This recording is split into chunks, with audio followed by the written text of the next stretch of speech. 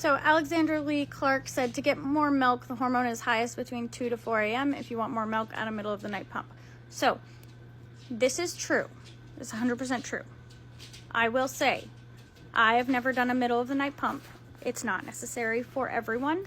I personally think that sleep deprivation, it has a much bigger impact on your milk supply than whether or not you have a middle of the night pump.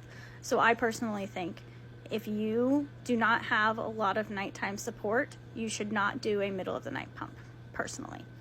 Now, as always, I'm not a lactation consultant. There are not studies to support what I'm saying. I am simply saying I think that there's a lot of emphasis on the middle of the night pump, and I think there needs to be just as much, if not more, emphasis on sleep, on finding support to be able to get sleep. Something that my husband and I used to do early on was we would have friends come over, give them the baby, and we would both go sleep for a little bit. And like, obviously I can't get friends to do that all the time, but even just one night when we can both sleep at the same time for a 4-hour stretch, huge. My husband and I also do shifts where he takes the baby sometime between 8 and 9, and then anytime that she wakes up before 3 a.m., he's the one on call. He's the one who's going to wake up and take care of her. Anytime she wakes up after 3 a.m., I'm the one on call. I'm going to wake up and take care of her. So if she wakes up between 3 and 6, I'm doing a middle of the night pump. But if she doesn't, I'm not. And also, sometimes when she wakes up between 3 and 6, I'm still not doing a middle of the night pump. I'm sticking milk down her throat and going back to sleep right after, because I think that the sleep part is so much more important. But if I'm already up, I am going to pump often.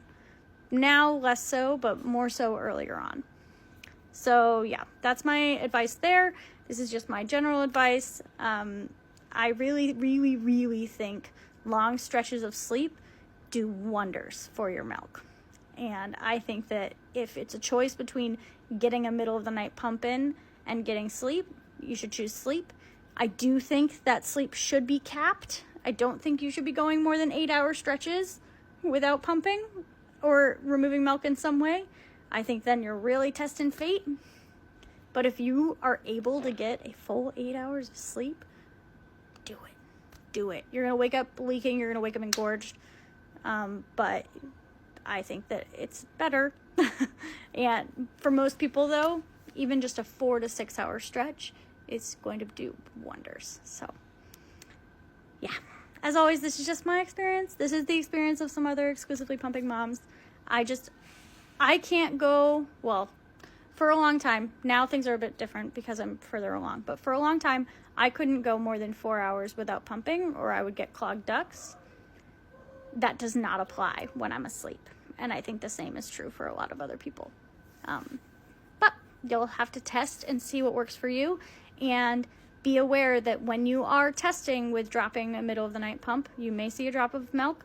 So you just always have to have a backup plan. Backup plan is donor milk. You should buy some donor milk and have it in the freezer ready to go. If your backup plan is formula, you should have some formula ready to go. If your backup plan is your own milk that you've frozen or put in the fridge, have it ready to go. But just don't panic. And also, it takes 3 days to make a trend. So if it's not 3 days in a row, it's not a trend yet. So don't panic if something drops unless it's a significant difference. So yeah, my little ramble.